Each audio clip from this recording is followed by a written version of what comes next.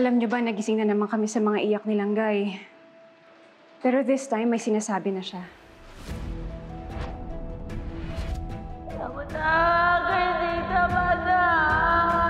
Nasaktan si baby! Tama ka kay baby!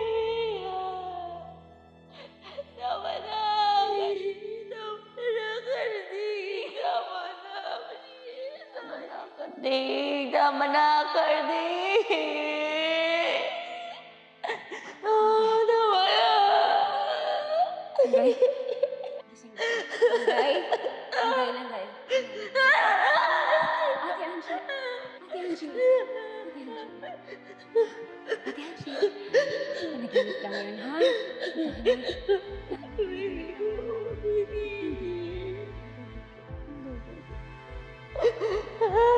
lang yun.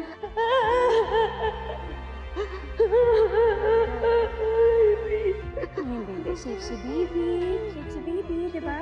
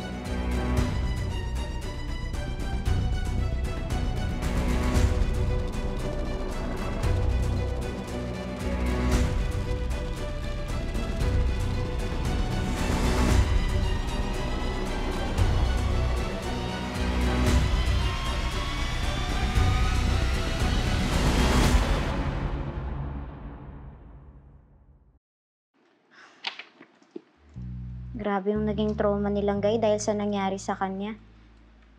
At mas lalo pa yung naging malinaw ngayon pagkatapos niyang makakita ng dugo. At mas malinaw na hindi niya ginusto yung mga nangyari. Kinailangan niya lang gawin yon sa mga oras na yun. Defense of a relative.